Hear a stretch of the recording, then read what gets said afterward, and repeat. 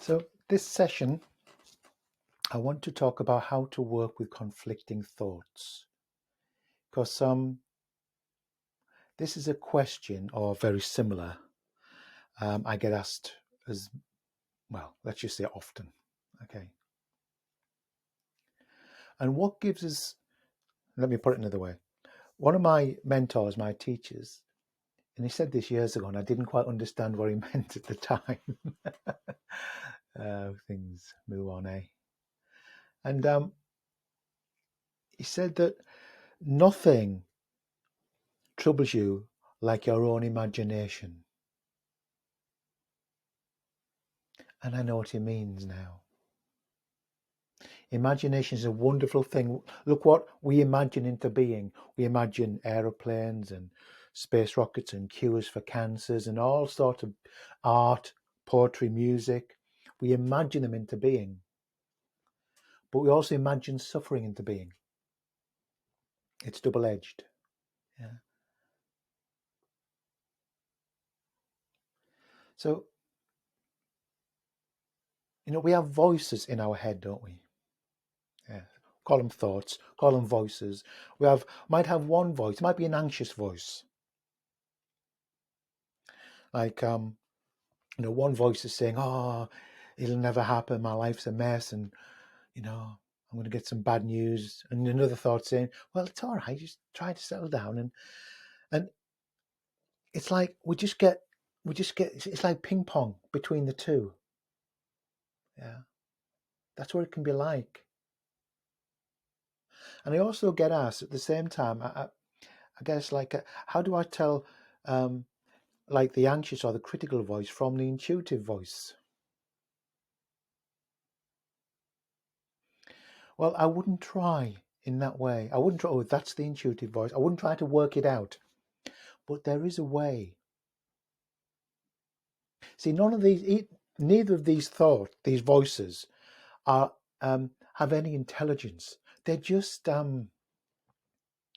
reacting to each other. A voice, and they're reacting to each other. What we can do, however, is to, in a sense, step back out of that ping pong, out of that distress, out of that conflict. So you can watch those thoughts, can you not? You can hear those voices internally. You can see them or hear those voices.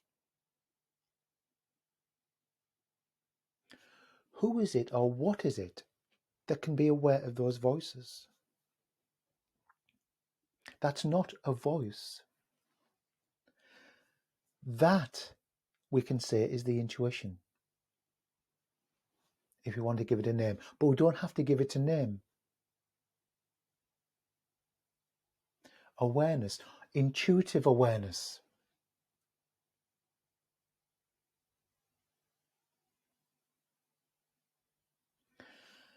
Some of you have seen me do this before. It's like, this is awareness. This is us, as it were, sort of back here, behind the thoughts. Yeah.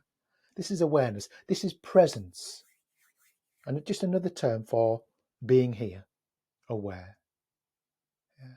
And then a voice comes in, or another, one voice comes in. And what happens is that awareness, that attention collapses into the thought, and then takes the content of that thought to be reality. It's a story, and it might be an anxious story. Then another thought comes up. Oh no, you don't need to. And then we collapse. Awareness collapses into that thought. So it keeps collapsing. It keeps believing each of these thoughts. Oh yeah.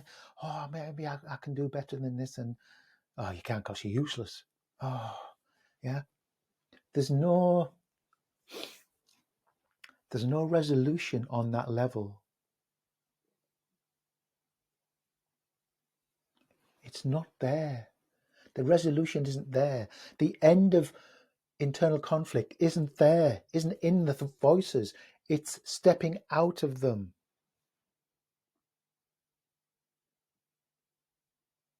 Stepping out. Coming back. You can see the voices, or you can hear internally the voices. You useless thing. Because this type of thinking, these voices, what they want to suck your energy. That's what they do. They suck your energy. They're a thief of joy. They steal your life. They steal your real life, which is happening here, the senses, the five senses, and they create a virtual one,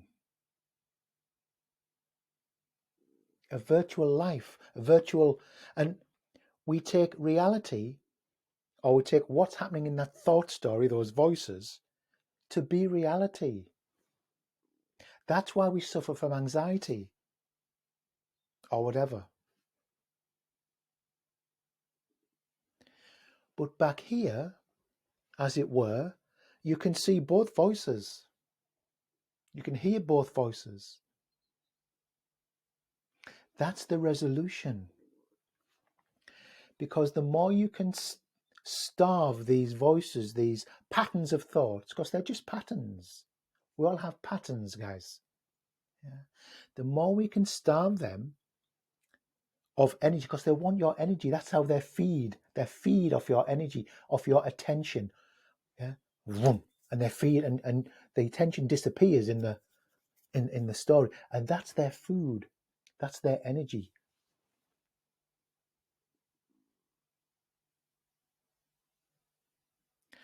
We can almost see them, and this is just a pointer, don't take this literally, as little entities, little people. I remember this is just my potted version of Gulliver's Travels, for those of you who've read.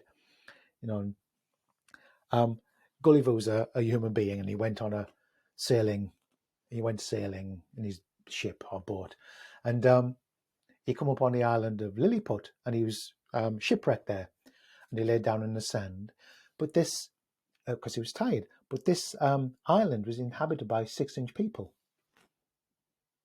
and they came across Gulliver laid in the sand, and they were frightened of him, so they tied him down.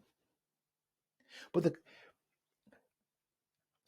they tied him down when he was asleep. They conquered him when he was asleep. And that's what these thoughts do. That they, in a sense, they put us to sleep because we disappear into their world. You can almost imagine them as little people. When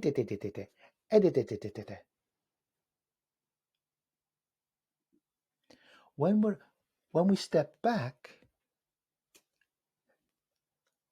we wake up to actually what's happening. They're just thoughts, they're just voices. They're happening most of the time.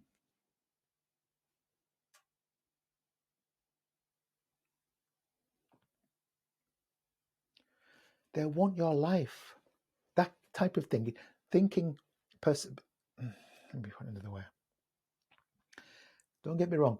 Thinking is a brilliant instrument, just as the imagination I mentioned earlier.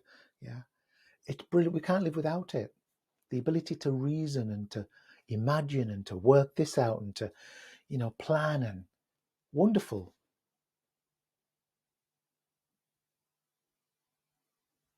But that's using thinking as your servant. But in most of us, it's become the master, and it's a terrible master. It's not equipped for the job.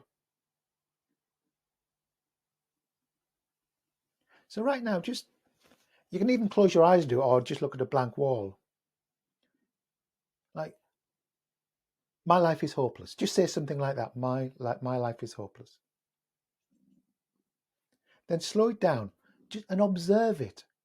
My life is hopeless. Or whatever. Or my life is wonderful.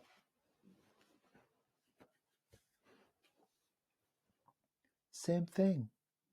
It's just a voice. It's just a thought. It's not reality.